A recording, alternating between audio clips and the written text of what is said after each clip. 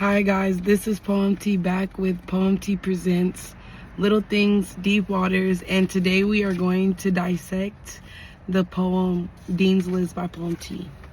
I'm going to give you guys a backstory real quick so I don't have to go into detail about that when you guys are hearing it and you get a more feel and idea of what's about to be said.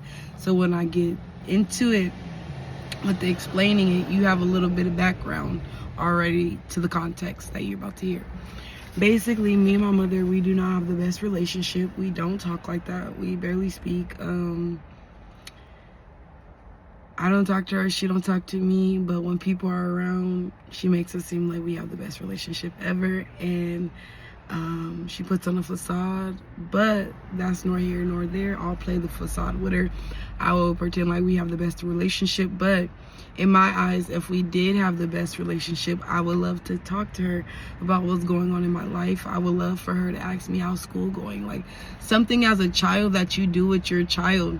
Something as a child that you wish you had growing up with your parent. And you guys don't know, the simplest things, the little things matter in life. The things that y'all probably had a luxury of having and always had privy to you. You don't know how much of a luxury it is to the next person. So growing up, I did not hear how was school today or even have a parent that was concerned with how school was. So I wrote this as if me and my mom had the best relationship, but also as if I was a kid and I heard how's school today, this is how I would respond. This is how I would have answered. So let's get into it. Dean's List by PoemTee. Hey mama, I made it on the Dean's List, but if I'm being transparent, I was fighting demons. Juggling 5 classes of vice president position, and I can't forget to mention, I am a mother to an 8-year-old daughter who I am taking out the trenches. I had college obligations and was involved in 3 clubs. Plus, I worked on campus. I wasn't trying to let up, because when I get complacent, I can also feel it in my mind. We gonna go back a little bit, because I didn't even do that right. I had college obligations and was involved in 3 clubs. Plus, I worked on campus. I wasn't trying to let up, because when I get complacent, I can feel it in my bones that my mind is also stagnant. I spiral downward and can't even notice that I'm off my balance. Go back again. I spiral downward and can't even notice where I'm going or that I'm off my balance. The conformity of the world surrounding me throws me for a doozy. Because at first it's all fun and games, even though that you don't know you're even actually losing. They say you can catch more flies with honey. But my smooth honey skin happens to be extremely sticky, so it was never my intentions to cling on to the dead weight that kept me yearning for unconditional love, elevation, and world peace that I was running from. The boldness I would have to possess and the difficult conversations I would have to confront.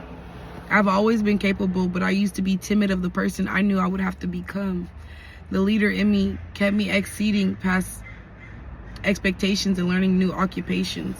The transformation within my vessel was taking place for a new creation. This butterfly transformation was meant to be had and seen by future generations. There was no other way but to build a profound and renewed foundation. There was no other way but to build a renewed, profound, secure foundation. I was being molded and solely created for this new world. So God kept me sheltered by a hard exterior like a rare pearl. He knew what challenges and lessons I would need to better help refine me. Like gold, they say the furnace has to reach its full capacity.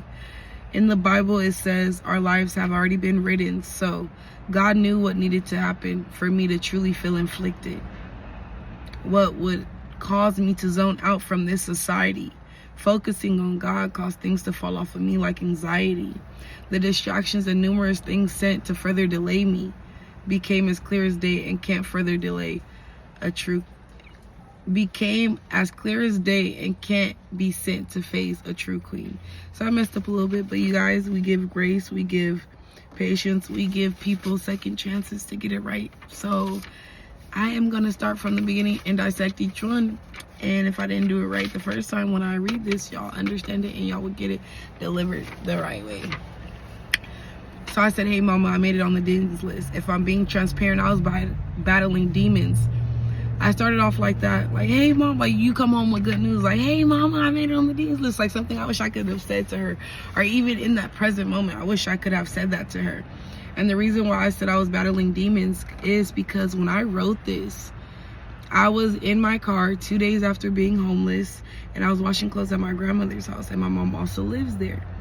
My grandmother has a neighbor that my daughter plays with, their children. I'm reading the dean's list and he walks up to my car. The rest is history. Mind you, I got assaulted by him. He was trying to give a sexual advance or invitation or whatever he was trying to do, and I wasn't with it. I was like, no, I don't want this. And he started strangling me to the point where I lost my voice for the next day and I couldn't breathe. And also in that moment when he was strangling me and I asked him please stop, and I'm gripping tight on his hands to get them off myself, I'm strong, couldn't do it. He's buff, he wasn't letting me go. Then I start praying in that moment, like, God, please get me out this situation, and if you do, God, I promise you I won't be in this situation again. I'll have better discernment, I'll have better wisdom and insight, that I won't let nobody get this close to me to get one up on me, because this is not it and this is not what I want, not at all. So that's why I said I was battling demons, because not only was I going through hardships and battles with predators and homelessness, I also started to battle with depression, because I came to my grandmother's house with the police so they could get their side of the story, because my grandmother seen me leave like this, bubbly, happy, X, Y, and Z. And when I came back, I was stunned. She said to my sister, it looked like I was on drugs and I was in a trance. Clearly you seen there was a change and a shift in my behavior, so that you could tell the police. Did not tell the police that. She said she didn't know what happened. She doesn't even know what's going on. And when my mom answered the door, she shut the door in my face. So I opened it and I heard her saying, walking down the hall, your granddaughter's here, Mom. Clearly, because the police was with me, I was disowned. I was shunned by my own family. And that day, that all I needed was, are you okay? I got a door shut in my face. And the day before that, I tried to tell my grandmother, because my supervisor and also mentor at the time was like, if this is your grandmother's neighbor, she needs to know who she lives by, so you need to tell her what's going on. I already knew how it would go, that's why I didn't tell her, but I'm like, you're right, she deserves to know who she lives by. That's some information that anybody, especially a woman, deserves to know. So I tell my grandmother, I don't even get 2 sentences out. All I get to say is, the neighbor strangled me. Right when I was about to tell her how it happened, first of all, he walked up to my car. He opened my door, got in my car initially. After me saying he strangled me, that's all I got to say. That's all she knew. Her first sentence was, why the fuck did you get in his car? Okay, this is not a safe space and you are not the one I'm supposed to be telling. But I gave you the information you needed. All you need to know is who your neighbor is and how he moves. Clearly you don't care how it happened and my well-being, so I'm gonna walk out and I'm gonna walk off. So the day prior to my mom saying all that, they knew I got strangled by the neighbor. Now I'm here at their house and I'm just a random person at the door. Let's get back into this, because it's a long story and I'm already at 8 minutes. Juggling 5 classes, a vice president position, and I can't forget to mention, I'm a mother to an 8-year-old daughter who I'm taking out the trenches. Like I told you guys, I got Dean's List. You could only get Dean's List if you have a 3.5 and up. I had a 3.7, and not even just that. You could only get that if you're full time, meaning 12 units and up. I was doing 13 units in this semester. I did 200 plus service hours of community service, volunteer, not getting paid, just doing out the kindness of my heart. That I was rewarded for it in every way possible, shape, way, and form. And I wanted to express this with my mother, because I never got to. Never had a concern.